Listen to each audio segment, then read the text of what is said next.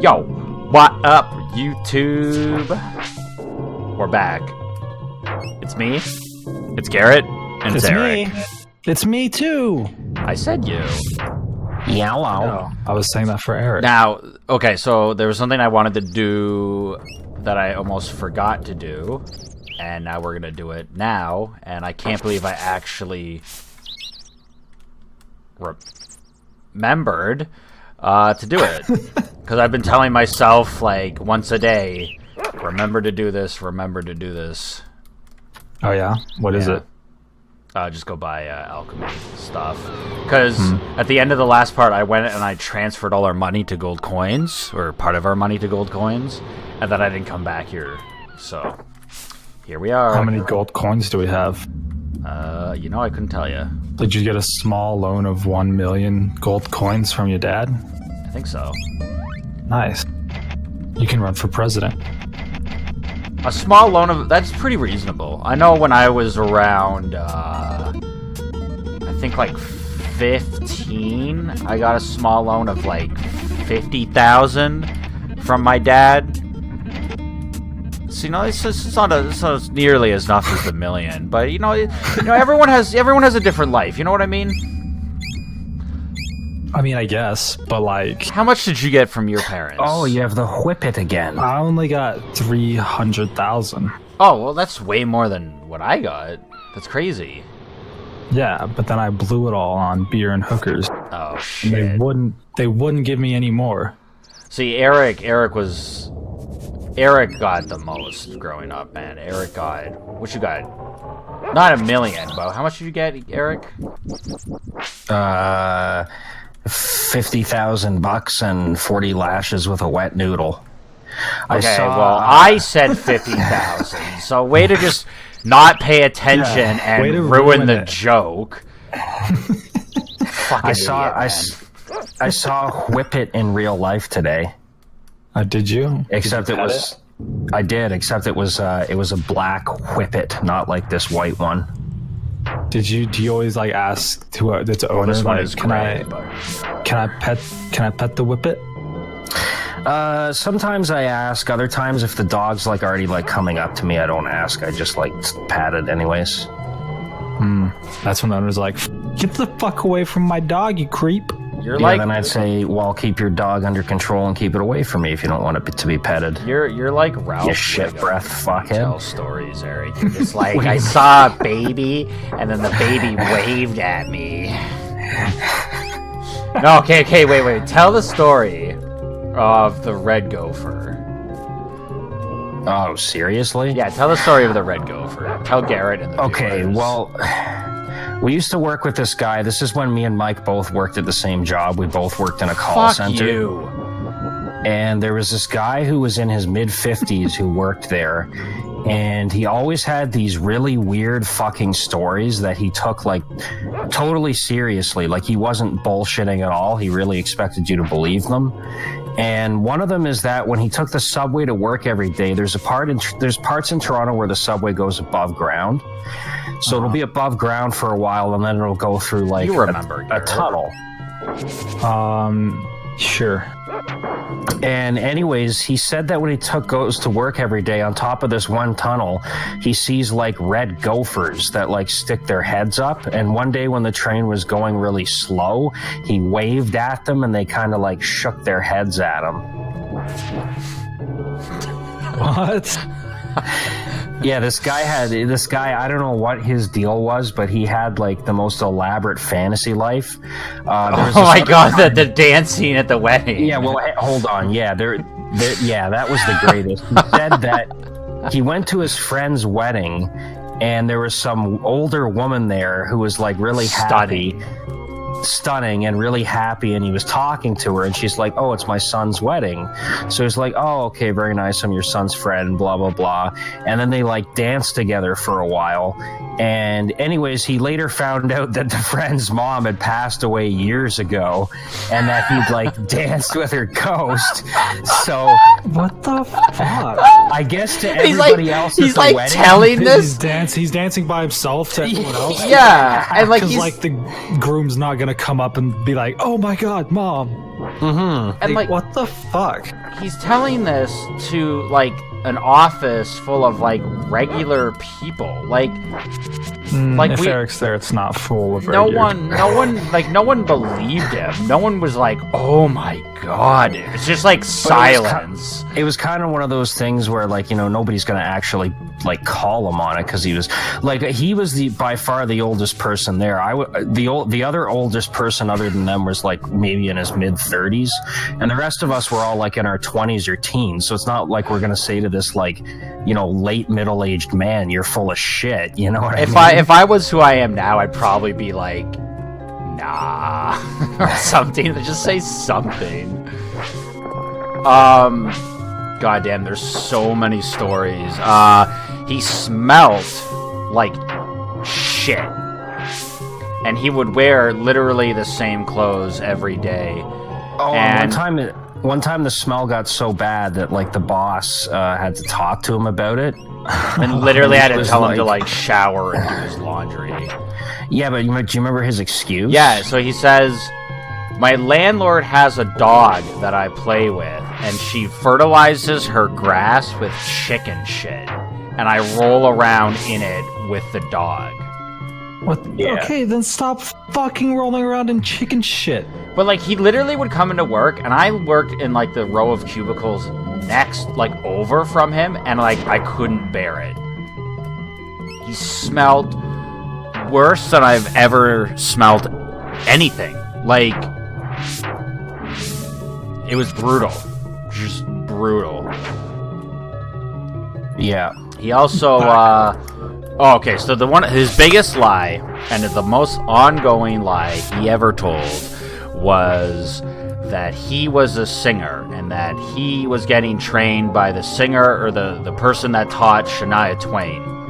And Celine Dion, yeah. And that he could hit 5 octaves, and that was not a lot of people in the world could do that. Yeah. So we all believed it because that was just kind of the most believable thing. And that was also one of the first things he ever said before we knew he was like full of stories. Yeah. Yeah. So, but he would never sing for us. And then I guess he got like confident or something, and he started to sing in the office, but he was fucking shit. Yeah, he wasn't terrible, but he certainly wasn't like anything close to like what you would expect a professional to be. Yeah. And it was just, it was brutal. I wonder what kind of how do you become a compulsive liar? Religion. You know what's weird is I've known a few in my life. There was a guy I went to high school with who had some fantastic ones too. But real quick, I wanted to tell this work guy's another one of his great lies was that apparently when he was younger, he lived in England for a while, which may or may not have been true. And he said when he was over there one time, he saw a pimp beating up his whore. So he fought the pimp, and the next thing he knew, he woke up in the hospital. And a cop was talking to him and telling him that that was the longest they ever saw anybody last in a fight with that pimp, because that pimp was trained in martial arts because he worked for the CIA. Because the pimp was a ghost that died 5 years ago. Oh, and then that's not even the worst one. I forgot about this one. He claimed that he was working as a security guard here in Toronto, and for some building where rich people worked and had parties and stuff. And he said Where do I go? And he said that he saw Mel Lastman, who was the former mayor of Toronto. He said that he caught Mel Lastman's wife robbing a safe of millions of dollars, and he tried to tell the cops about it, but they were like, you know what? If you're smart, you'll just forget about this. Some people are just too powerful to go after. Oh, man. That was good. Yeah. A lot of weird stuff went down in that call center. I'll tell a story real quickly. There was a girl who used to just watch porn on her laptop openly, in that call center, and she got sent home one time because they were like, you can't be watching porn. And she was like so confused, like, what the fuck, this is bullshit. So anyways, one shift she was like literally like jerking me off while we were taking calls. Yeah. She just put her hand down my pants and like started to jerk me off. Like it was this weird tiny office. It was in like a really, not a bad part of Toronto. No, it was a pretty sketchy was, part of Toronto, but not the worst part of Toronto. Okay, it was right next door to a massage parlor, and next to that was like a building where it was like a room where they did like illegal poker games. And right across from that was a gas station. And one time, I feel like I might have told this story before, but I found like 2 filthy used needles in front of the gas station. So I told the guy who ran it, I was like, there's 2 like filthy, like AIDS-ridden needles sitting out in front of your... Did you pick them up and like go stab people with them? I was like, you might want to like do something about that. And he was just like, oh, okay, I'll take care of it. And like weeks later, they were still just lying there.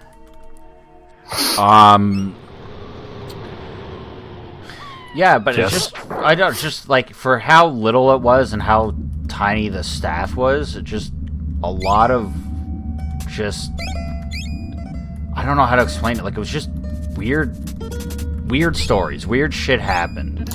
Well, I don't know what was weirder, that place or that fucking restaurant that I used to work at, because that place was absolutely fucked. That was the place where, like, first of all, the chef was like the stereotype angry chef. Like, when he was training a sous chef and they fucked up a dish, he would literally just whip the frying pan across the room. His business partner, who like ran the front of the house, was just like, I think he might have been senile or something, because one time I was the dishwasher because I was like in my teens at the time. Then one time I come back there after smoking, and the dishwasher's been ran, so I open it to see whatever he put in it, and the fucking guy had taken like a painting off the wall and put it through the industrial dishwasher because he thought that was going to clean it. But it was like totally warped and destroyed with like brown water running off of it. And I was like, what did you think was going to happen? But the funniest story about that place is the guy, the chef, the angry guy, he used to hunt. And he bought like 2 $5,000 purebred hunting dogs. So instead of taking them to his house, he built a shack next to the restaurant to keep them in. You do need levitate. So of course, one day we come back there and the dogs are gone. Somebody either knew that they were valuable and stole them, or they just let them go because they were assholes or something. You guys remember Tiny? No. Yeah. I don't. Well, he has the diamond eyes. Anyways, go on. So the dogs were gone, and then one day my boss is all excited. He's like, I found one of the dogs. So he takes it and he ropes it to this like railing we had outside and goes inside to get it like food and water. Didn't tie the rope tight enough. He comes back out with the food and water, and the dog's disappearing over the horizon. So I'm talking to my other buddy about it later, and I'm like, isn't that hilarious? Like, they lost the dogs, he found one, and then he lost it again because he didn't tie the rope right. And my buddy's like, he's fucking whacked. I'm like, what are you talking about? He goes, I saw that dog. He goes, that wasn't his dog. That was just some random dog he found wandering around back there. I was gonna say though, getting back to that, the guy that we told all those stories about, he was in a church that like they went to the airport. You'll love this, Garrett. They believe the church he was involved in. They believed in speaking in tongues. Oh Yeah, so I have a couple. And he said one time when they were all speaking in tongues, he like lost consciousness and he came to and he saw a Middle Eastern man dressed in flowing white robes touch him on the forehead, and he like felt the spirit of God enter him or some shit. Well, that's weird. See, that's so weird. Because I was watching a YouTube video of, it was like stories of like soldiers in combat and like paranormal experiences, and one of them was talking about a Middle Eastern man in flowing white robes. Huh. I don't know. I feel like it's all just because like we have this image of what, like, maybe Moses or what they would look like. So whenever, like, our brain experiences... Right, they probably look like Middle Easterners, or like whenever we get into this trance like that, we just imagine... I remember like watching... Christian figures. I remember watching the video for that church and just being like, this is like, it's crazy. It's one of those churches where it's like, come up on stage and let me slap you around and heal you. And we had this other lady who worked there who was a Christian. I won't say her name, obviously, but she was pretty cool. We both liked her. The Asian lady. Yeah, me and her used to hang out and get McDonald's every shift. Yeah, she was awesome. But she was a Christian, but not like the weirdo type Christian that he was. And one time we were talking about that. Which panel do you go on? And she told me in complete seriousness that she thought that guy was possessed by demons. Yeah. Because, like, his church was evil or something.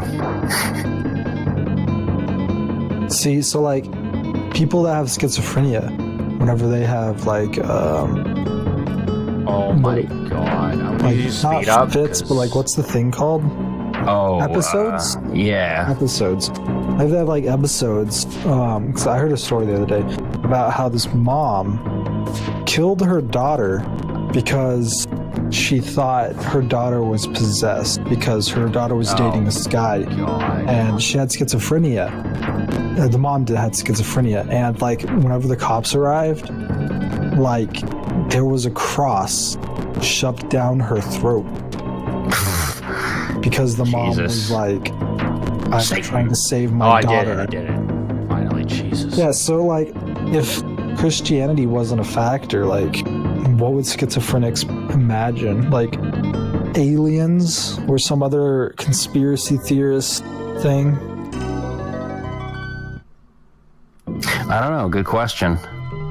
I mean, there's always something. Like, that people are there's something that's questionable about its actual existence, so...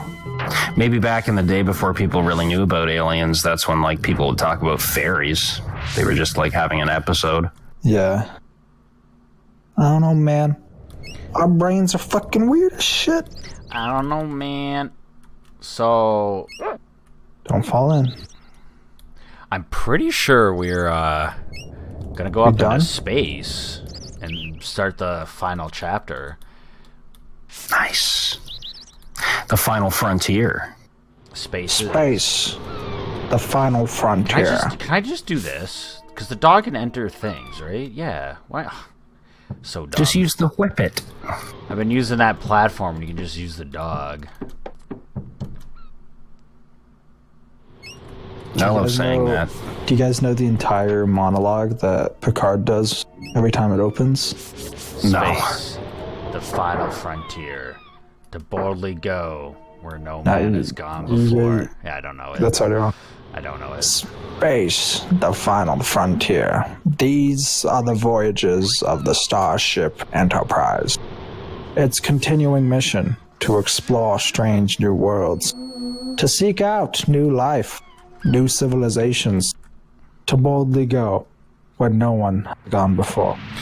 Yeah.